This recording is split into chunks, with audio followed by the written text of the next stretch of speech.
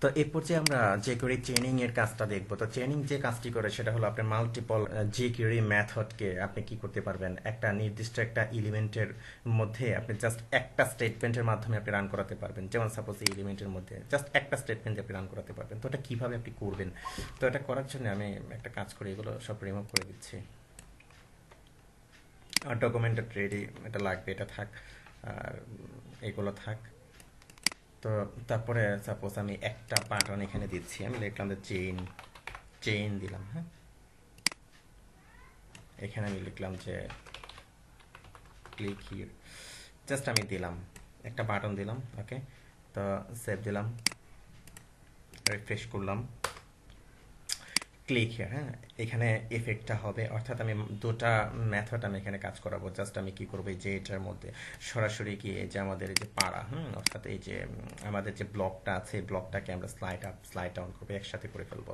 তো তার জন্যে এখন যেমন ধরুন এখানে কি আছে, এটা পাড়া আছে, তাই না? তো কোথায় ক্লিক করলে হবে, এখানে ক্লিক করলে হবে। তো তার জন্য আমরা প্রথমে কি করে নিই, আমরা এটাকে নিয়ে নিই, ক্লিক, ক্লিক দিলাম। তো ক্লিকের মধ্যে আপনার ফাংশনটা হবে ফাংশন। তো এর মধ্যে অর্থাৎ এই কোথায় ক্লিক করলে, এই যে এই বাটনে ক্লিক করলে, তাই না? এখানে আমি আইডি দিয়ে এটাকে ধরেছি, সুতরাং আইডিটা আমি দিয়ে নিলাম। ওকে, তো এখানে ক্লিক করলে কি হবে, কোনটা মধ্যে এফেক্টটা পড়বে, এই যে পাড়া, অর্থাৎ এখানে এফেক্টটা পড়বে বক্সটাতে। তো আমি এখানে এটা দিলাম যে সাপোজ আমি এখানে নিলাম এটা। তো এটা ডট আছে অ্যাকচুয়ালি, অর্থাৎ ক্লাস আছে, আমি ডট দিয়ে নিলাম সিলেক্ট একটা।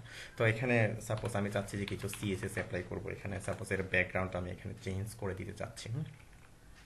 তো সিএসএস অ্যাপ্লাই করার জন্য আপনি কিভাবে করবেন,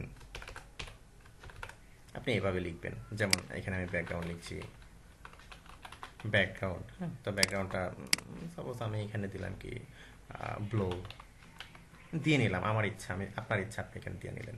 তো তার সাথে আপনি কি করছেন, কি করতে চাচ্ছেন, আপনি দুটা মেথড একসাথে অ্যাপ্লাই করতে চাচ্ছেন। এটা স্লাইড আপ হবে, অর্থাৎ এখানে ক্লিক করলে এটা স্লাইড আপ হবে এবং স্লাইড ডাউন হবে, এবং সাথে কি হবে, সিএসএস আপনার পেয়ে যাবে, সিএসএস ও কি চেঞ্জ হবে। তো তার জন্য আপনি কি করবেন, এখানে একটা ডট দিবেন, আবার ডট দিয়ে লিখবেন যে স্লাইড আপ, স্লাইড আপ। ওকে, তারপরে আবার কি হবে, স্লাইড ডাউন, হয়ে গেল, শেষ হয়ে গেল। তো স্লাইড আপ হবে, আমি সাপোজ এখানে স্পিড দিয়ে নিই 3000, এখানে 3000 মিলি সেকেন্ড আমি দিয়ে নিলাম। ওকে, কাজ হয়ে গেল।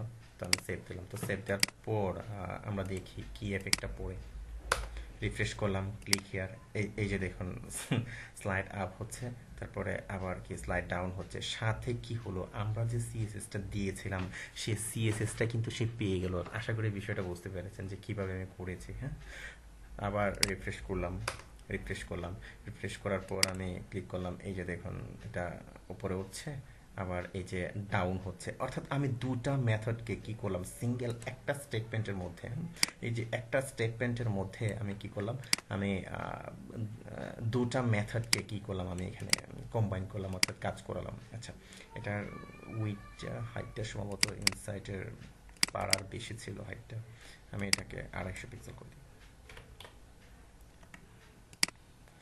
ওকে ফাইন, তো আমি রিফ্রেশ করি, রিফ্রেশ করলাম, আমি ক্লিক করলাম, এই যে দেখুন উপরে উঠছে, তারপরে কি এই যে নিচে নামছে, সুন্দর। তো আশা করি বুঝতে পেরেছেন যে কিভাবে কাজটি করলো। তো সাপোজ ধরুন আমি এখানে কি করলাম, এখানে আমি ব্যাকগ্রাউন্ডটি দিলাম। তো আপনি এর মধ্যে টেক্সট রাখতে পারেন, টেক্সট রেখে টেক্সটের কালার আপনি চেঞ্জ করতে পারেন। সাপোজ আমি এখানে পি দিলাম, পি আমি দিলাম যে ট্রেনিং উইথ লাইভ প্রজেক্ট। হ্যাঁ, তো আপনি কি করলেন, এখানে জাস্ট কি ধরুন কালার ধরিয়ে দিলেন, কালার ধরিয়ে দিলেন, কালারটা ব্লো হয়ে যাবে তখন, অথবা অন্য কালার হয়ে যাবে। যেমন আমি এটাকে রিফ্রেশ করলাম, এখন কিছু নাই, যে ট্রেনিং উইথ লাইভ প্রজেক্ট আছে, ক্লিক করলাম, এই যে কালারটা ব্লো হয়ে গেল।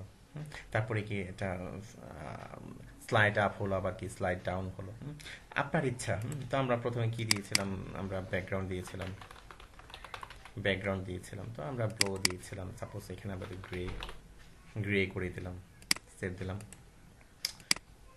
রিফ্রেশ দিলাম। তো আমাদের দরকার নেই প্যারাগ্রাফ, আমরা প্যারাগ্রাফটা উঠিয়ে দিলাম। ওকে,